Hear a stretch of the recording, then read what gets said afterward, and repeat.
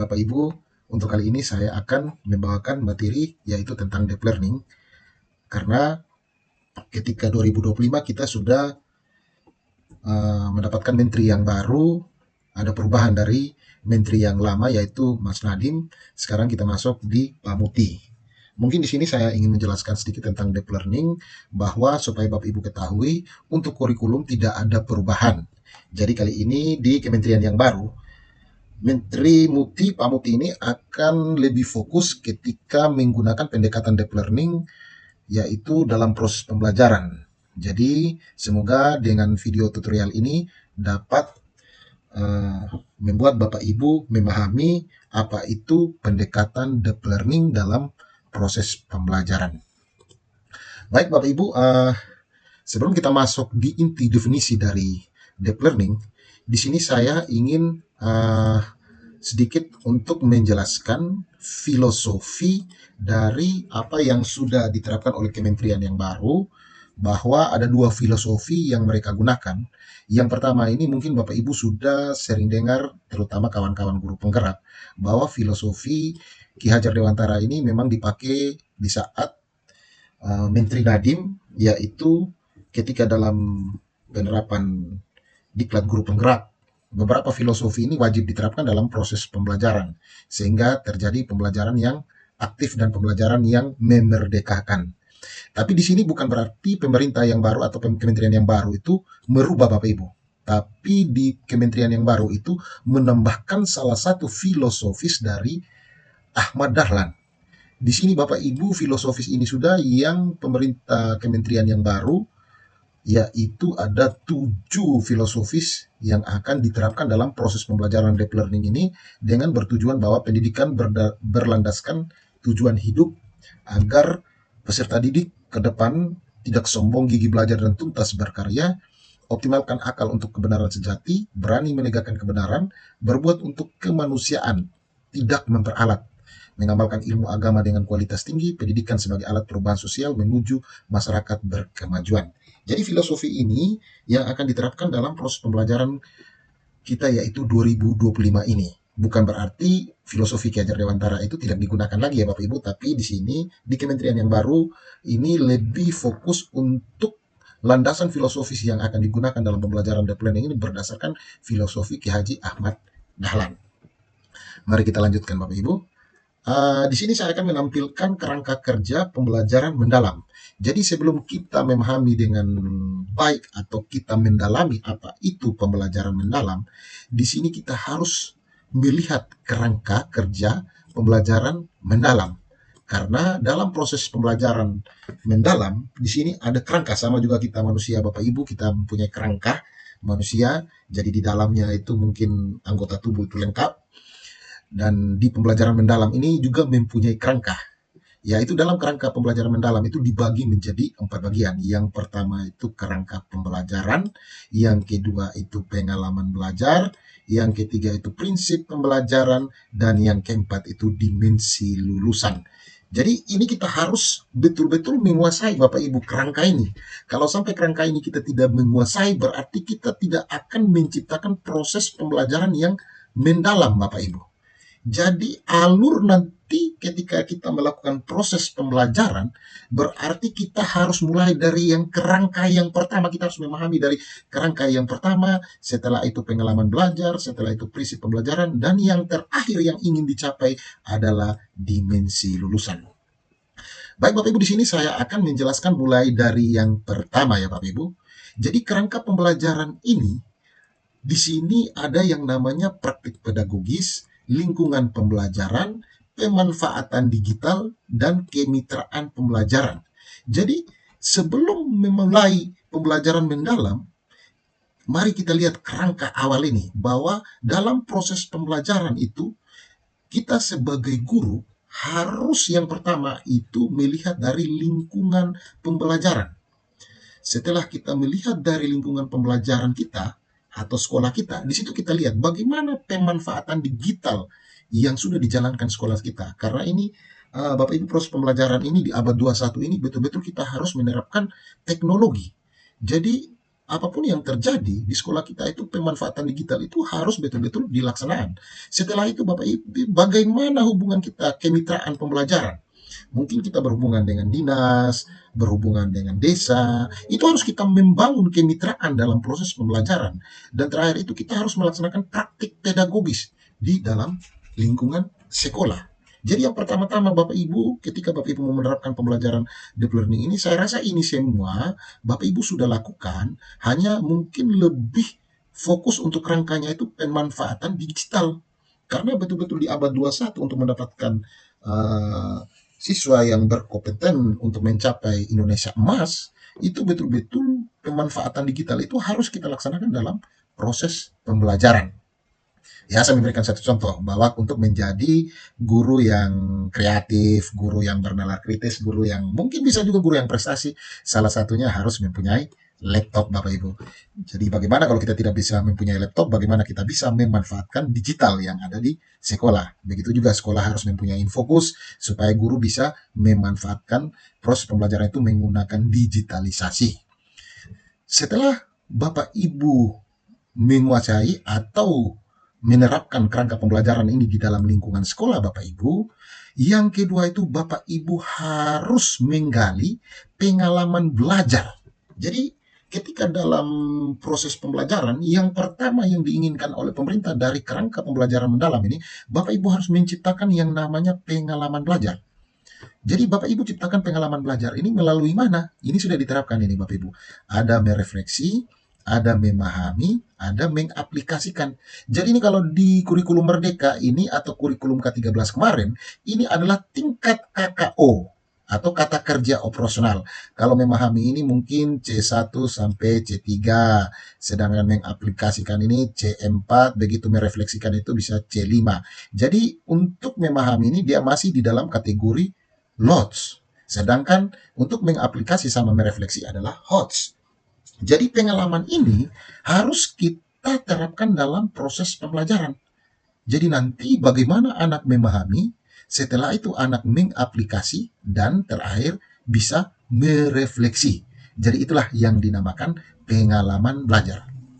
Setelah Bapak Ibu sudah menguasai pengalaman belajar atau menerapkan pengalaman belajar ini dalam proses pembelajaran, untuk yang ketiga Bapak Ibu harus betul-betul menerapkan yang namanya prinsip pembelajaran. Apa itu prinsip pembelajaran?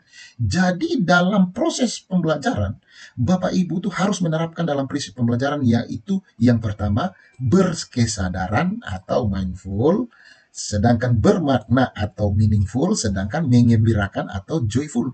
Jadi dalam proses pembelajaran itu prinsip-prinsip yang harus Bapak Ibu laksanakan dalam proses pembelajaran dan betul-betul diterapkan dalam deep learning ini adalah prinsip pembelajaran, yaitu berkesadaran, bermakna, dan menggembirakan. Setelah Bapak Ibu sudah menyelesaikan ini atau sudah memberikan atau sudah menerapkan prinsip pembelajaran, yang terakhir yang dicapai, yang ingin dicapai oleh sekolah, yang ingin dicapai oleh peserta didik, atau yang ingin Bapak Ibu capai dalam tujuan dari proses pembelajaran ini, yaitu dimensi profil lulusan. Kalau kemarin mungkin Bapak Ibu lebih menguasai itu yang namanya dimensi profil Pancasila, tapi untuk pembelajaran mendalam ini ada yang namanya dimensi lulusan. Ketika Bapak Ibu melakukan pengalaman belajar, prinsip pembelajaran, di sini tujuan yang akan Bapak Ibu pakai itu akan menjadi salah satu dimensi tujuannya. Itu yang pertama itu adalah komunikasi, kesehatan, kolaborasi, bernalar kritis, keimanan, bertakwa kepada Tuhan Yang Maha Esa, kewarganegaraan, kreativitas, dan kemandirian. Ini hampir sama juga Bapak Ibu dengan dimensi profil Pancasila, tapi dimensi profil Pancasila itu Bapak Ibu hanya ada 6, sedangkan yang ini ada 8. Mungkin 8 ini yang baru buat kita, yaitu pertama itu adalah kesehatan. Ini kesehatan dan mungkin komunikasi.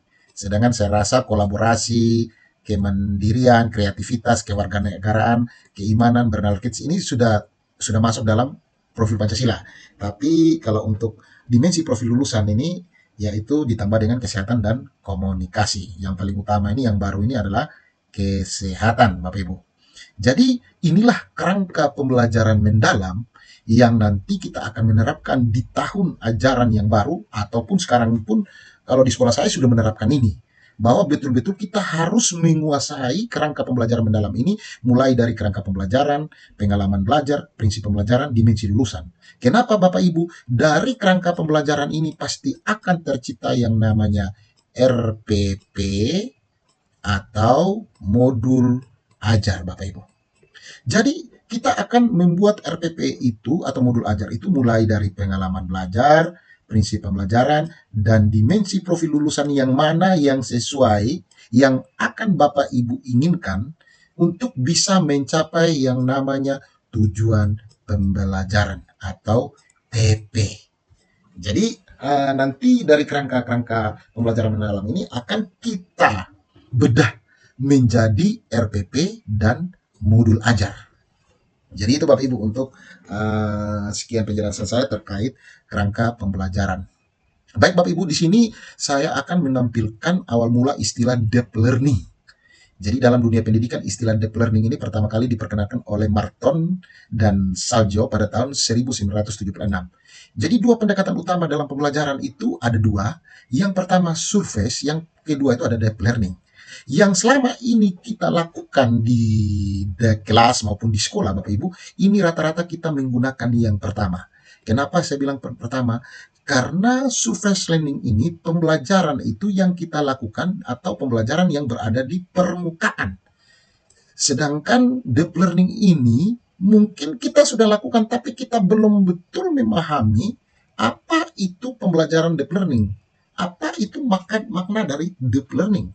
Jadi surface learning ini siswa hanya menghafal informasi tanpa memahami konsep secara mendalam. Jadi seperti teknik hafal gitu. Jadi teknik hafalan, jadi ketika peserta didik membaca atau literasi, di situ mereka hampir sebagian siswa itu susah memahami apa makna dari bacaan yang mereka sudah baca. Jadi kadang-kadang kita guru setelah kita memberikan salah satu materi, kita memberikan salah satu buku atau LKS, kadang-kadang kita memaksa mereka untuk mengerjakan tanpa kita memberitahukan mereka makna dari materi pada saat kita berikan itu apa. Jadi itu surface learning. Bukan berarti kita tidak boleh memberikan surface learning. Boleh Bapak Ibu. Tapi surface learning ini dia berada di permukaan, bukan inti. Jadi yang inti yang sebetulnya yang ada di inti itu adalah deep learning, pembelajaran mendalam. Siswa berusaha memahami makna, menghubungkan konsep, menerapkan pengetahuan, dan berbagi konteks. Jadi pemerintah ingin betul-betul kita melaksanakan proses pembelajaran mendalam ini. Karena selama ini mereka meneliti bahwa guru hanya sebatas surface learning, belum mencapai deep learning. Jadi betul-betul Bapak Ibu, pembelajaran bermakna ini, pembelajaran mendalam ini sangat betul-betul membuat saya terinspirasi sebagai guru untuk menerapkan pembelajaran mendalam ini. Dengan begitu Bapak Ibu, betul-betul kita tahu bahwa selama ini proses pembelajaran ini akan menjadi sadar, siswa akan sadar akan pembelajaran itu dan bermakna, dan mereka akan menerapkan itu dalam kehidupan sehari-hari. Nanti sebentar kita masuk di inti dari kita bedah ini deep learning Bapak Ibu ya. Oke Bapak Ibu, di sini saya akan tampilkan input dan output dari pembelajaran deep learning ini. Jadi inputnya adalah siswa dengan keragaman karakteristiknya. Ini maksudnya apa Bapak Ibu? Jadi dalam input, Bapak Ibu harus mengetahui keragaman siswa, karakter siswa masing-masing yang ada di dalam kelasnya. Kalau Bapak Ibu tidak memahami karakter siswa, sudah pasti dalam proses pembelajaran ini pasti tidak akan tercapai, apalagi outputnya. Bagaimana supaya Bapak Ibu input ini bisa Bapak Ibu terapkan di kelas?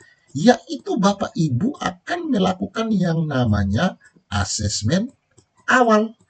Jadi untuk mendapatkan karakteristik siswa dari keragaman dari beberapa peserta didik, di situ Bapak Ibu harus melakukan yang namanya asesmen awal. Sedangkan ketika proses ini sudah selesai Bapak Ibu bisa masuk yaitu menggunakan pembelajaran yang bermakna, berkesadaran, dan menyenangkan. Karena apa Bapak Ibu? Di sini siswa lebih memahami, setelah mereka memahami, mereka bisa mengaplikasikan, dan setelah mereka bisa mengaplikasikan dan menjadi makna dalam kehidupan sehari-hari, di sini Bapak Ibu bahwa anak harus merefleksikan apakah materi pada hari ini itu betul-betul membuat mereka itu menyenangkan gitu. Sebagai pendekatan model pembelajaran, belajar dari peristiwa, belajar dari berbasis proyek, belajar dari kontekstual. Jadi Bapak Ibu akan menggunakan beberapa pendekatan ini supaya bisa memahami, bisa peserta didik itu bisa bagaimana peserta didik itu bisa memahami, mengaplikasi, merefleksikan. Jadi dengan pendekatan yang Bapak Ibu buat, langkah-langkah dalam memahami, mengaplikasikan, merefleksikan itu mungkin akan terstruktur dari berbagai pendekatan model belajar. PBL, PJBL, pokoknya Bapak Ibu menggunakan itu sesuai dengan tingkat materi yang akan Bapak Ibu sampaikan. Di sini Bapak Ibu, ketika Bapak Ibu sudah menerapkan proses pembelajaran ini, Bapak Ibu akan mendapatkan output, yaitu dimensi kelulusan tadi saya sudah menjelaskan bahwa ada 1, 2, 3, 4, 5, 6, 7, 8. Jadi mungkin Bapak Ibu akan menentukan salah satu tujuan yang mana nanti. Mungkin untuk tujuan yang pertama yang ingin Bapak Ibu ambil itu dari tujuan pembelajaran mungkin 3 dimensi, yaitu mungkin yang pertama kolaborasi dulu, yang kedua berpikir kritis, yang ketiga mungkin terakhir itu ada keimanan bertakwa kepada Tuhan Yang Maha Esa. Mungkin 3 ini. Dari 1 TP, mungkin output yang akan Bapak Ibu capai itu dari 3 dimensi ini. Gitu. Jadi silakan, yang penting dari seluruh tujuan pembelajaran yang Bapak Ibu buat dalam proses pembelajaran itu, output adalah menghasilkan dimensi lulusan. Jadi ada 8 dimensi lulusan yang akan Bapak Ibu terapkan dalam proses pembelajaran. Nanti ini kita bedah sampai di modul Bapak Ibu. Jadi di sini sedikit saya sampaikan, yaitu menurut Konfusius, yaitu bahwa selama ini anak kalau mendengar itu saja saya lupa. Kalau melihat saya ingat. Melakukan saya paham. Itu Bapak Ibu. Jadi kalau kita mengajar hanya berbicara, sudah pasti anak pulang itu dia lupa. Tapi ketika anak itu melihat, ketika kita berbicara dan dia melihat bahwa materi yang kita lakukan itu betul-betul bisa mengaplikasikan, berarti dia akan mengingat terus Bapak Ibu. Habis dia mendengar, mungkin dia melihat, apalagi Bapak Ibu menerapkan itu dan suruh dia itu melakukan, sudah pasti dia paham. Sama seperti Dr. Harjo, pendiri Sanggar. Menemukan sendiri, saya kuasai. Ini lebih bagus lagi Bapak Ibu. Bagaimana anak bisa menemukan sendiri dan lebih kuasai. Seperti studi kasus, Bapak Ibu memberikan studi kasus ketika itu anak mencari masalah dan mencari jalan keluarnya. Dan mungkin pada akhirnya itu anak melakukan refleksi. Jadi dia tahu masalah sebetulnya apa. Yang paling bagus, ini dua-dua itu bagus kita terapkan dalam prinsip proses pembelajaran. Yang penting tidak boleh hanya mendengar saja atau hanya melihat saja, tapi harus melakukan supaya saya paham gitu Bapak Ibu. Jadi ini menurut Konfusius dan Toto Raharjo. Oke Bapak Ibu, di sini saya akan menampilkan salah satu ilustrasi, yaitu belajar dari 2 orang guru Bapak Ibu. Di sini saya akan tampilkan ada Guru Dina dan Guru Huda. Jadi bagaimana rasanya Anda diajar oleh 2 guru ini? Mohon Bapak Ibu perhatikan dan lihat deskripsinya. Mulai dari Guru Huda. Di sini Guru Huda. Jadi Guru Huda dulu, baru Guru Huda, baru Guru Dina. Guru Huda adalah seorang guru yang sudah mengajar belasan tahun. Setiap pagi, ia datang ke sekolah dengan jadwal yang selalu rapi. Biasanya kelas dimulai dengan membaca buku pelajaran secara bergiliran. Ini 15 menit sebelum mulai KBM, literasi 15 menit. Setelah itu, ia memberikan penjelasan, lalu diakhiri dengan mengerjakan soal-soal di LKS. Ya, jadi ketika dalam proses pembelajaran, guru ini memberikan buku siswa, setelah itu Guru Huda ini diakhiri dengan mengerjakan soal-soal LKS yang ada di buku tersebut. Semua sudah tertera dengan baik, persis seperti yang ia yakini sebagai cara belajar yang benar. Jadi, menurut Pak Huda, pembelajaran yang diberikan ini sudah benar. Karena dia memberikan yang pertama itu adalah membaca buku secara bergiliran. Setelah dia memberikan soal-soal yang ada di LKS. Bagi Pak Huda, ukuran keberhasilan seorang siswa sederhana saja nilai ujian.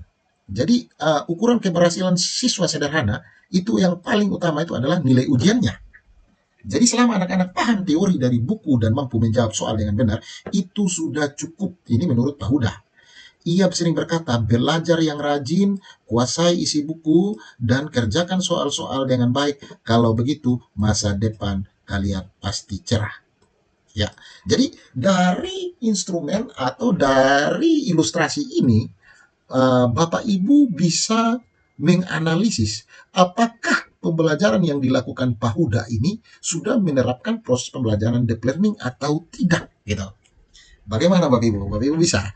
Jadi PAHUDA bilang yang paling penting itu nilai ujian, belajar yang rajin, kuasai isi buku, dan kerjakan soal-soal yang baik. Kalau begitu masa depan kalian pasti cerah. Atau yang seperti kita lakukan, saya seorang guru pernah lakukan bahwa anak-anak ingat nanti di ujian harus benar loh. Kalau tidak benar tidak naik kelas gitu. Jadi pada saat ujian itu mereka akan belajar supaya bisa mendapatkan nilai ujian yang baik. Jadi ini untuk PAHUDA. Kita masuk di Ibu Dina. Nah, Bapak Ibu, ini Ibu Dina. Ibu Dina mengajarkan konsep gaya dan gratifikasi di kelas sains. Jadi itu materinya konsep gaya dan gravitasi di kelas sains.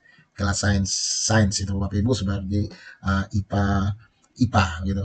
Jadi sebelum memulai kegiatan, ia melakukan asesmen awal. Ya, jadi karena mata pelajaran ini baru untuk kelas tersebut, dia melakukan asesmen awal dengan mengajak siswa berbagi pengalaman tentang benda-benda yang melayang, seperti layang-layang atau balon udara. Dari diskusi tersebut, Bu Fuji menyadari bahwa murid-muridnya lebih antusias belajar jika langsung praktek. Ini maksudnya Bu Dina. Bu Dina menyadari bahwa murid-muridnya lebih antusias belajar jika langsung praktek daripada hanya mendengarkan penjelasan teori. Jadi mungkin dari hasil asesmen awal, anak-anak itu lebih memilih itu praktek gitu. Mereka lebih suka praktek loh gitu dari hasil asesmen awal.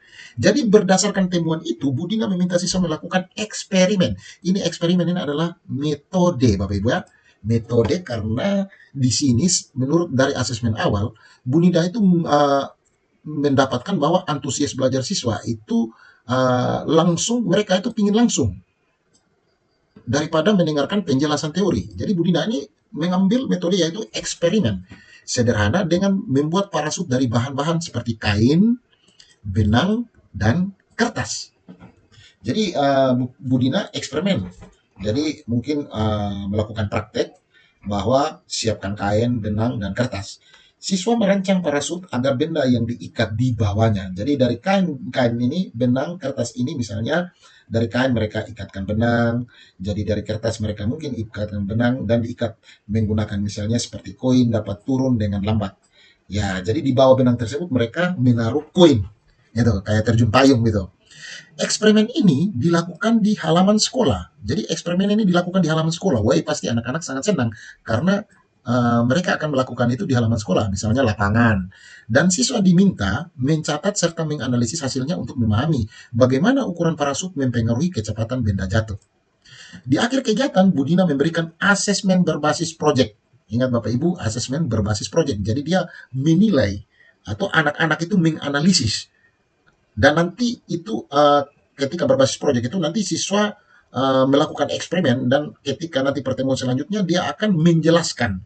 Jadi siswa dinilai berdasarkan proses dan hasil eksperimen mereka, kemampuan mereka menganalisis data serta kemampuan mereka untuk mengaitkan konsep gravitasi dengan pengalaman sehari-hari. Dengan pendekatan ini, siswa lebih antusias dan mudah memahami materi. Jadi ini Budina, Bapak Ibu. Ini Budina.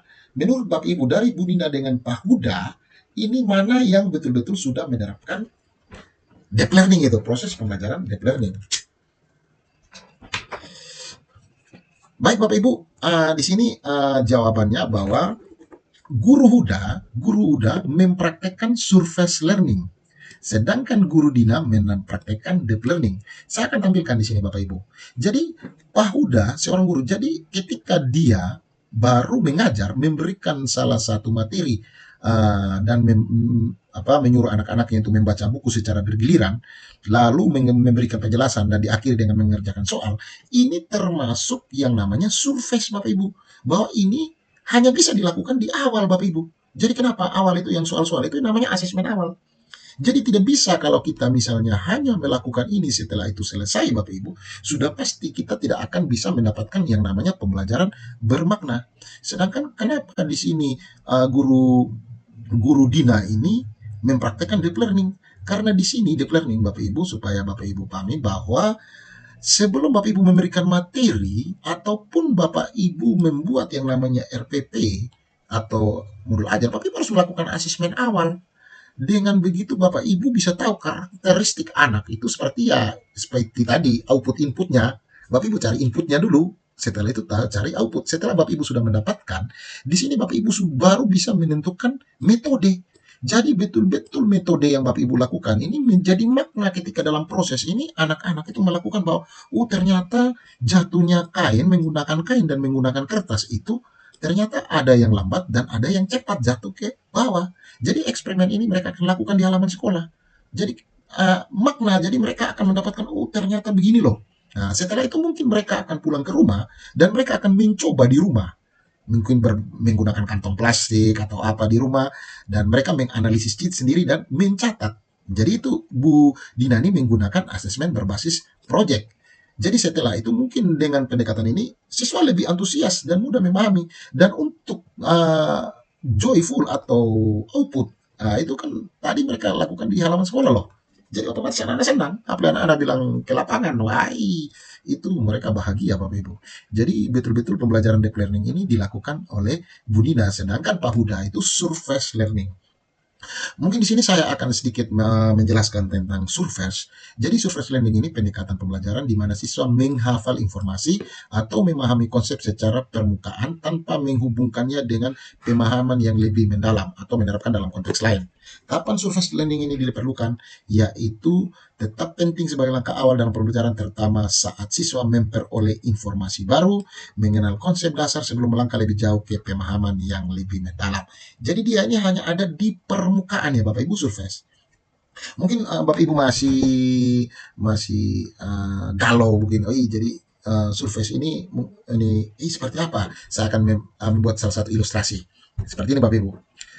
Apakah cukup jika seorang ingin jago berkendara hanya belajar aturan lalu lintas dan dasar mengemudi?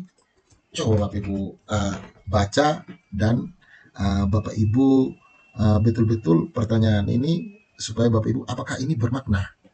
Apakah ini ketika saya menguasai aturan saja dan dasar-dasar mengemudi, baru saya tidak coba untuk naik itu motor loh, gitu.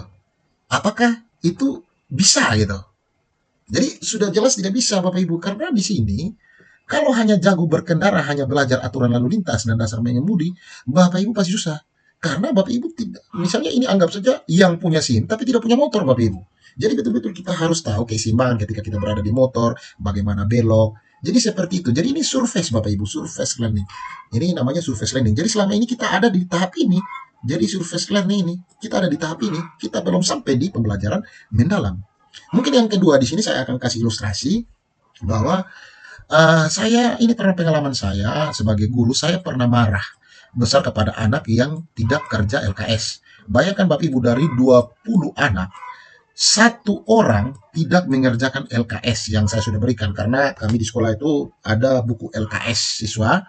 Jadi saya memberikan salah satu penjelasan aja, saya memberikan mereka buku dan mereka mengerjakan LKS. 19 orang itu mengisi LKS, tapi satu orang itu tidak mengisi LKS. Dan saya sebagai guru pasti akan marah Bapak Ibu. Kenapa saya marah? Kenapa dia tidak bisa? Kenapa dari 20 orang hanya dia saja loh? Itu seolah-olah macam dia mau coba sama saya tuh. Gitu. Jadi di saat saya marah, di situ ketika saya dalam perjalanan, ketika saya memancing, saya pergi pancing, saya melihat anak itu yang tidak mengerjakan LKS. Saya melihat anak yang tidak mengerjakan LKS itu membantu ayahnya, bapaknya itu kerja di sawah, batu bata di sawah atau menyusun pematang gitu, menyusun pematang di sawah. Akhir di situ saya berpikir bahwa mungkin anak ini ketika saya memberikan materi atau penjelasan tentang LKS, mungkin dia berpikir bahwa ini saya mau kerja untuk apa juga, tidak ada juga, tidak bermanfaat. Di situ saya berpikir, dan di sini saya menggunakan misalnya begini Bapak Ibu, saya memberikan salah satu materi Ya, proses ini saya memberikan materi, saya memberikan mereka baca buku tentang gurindam.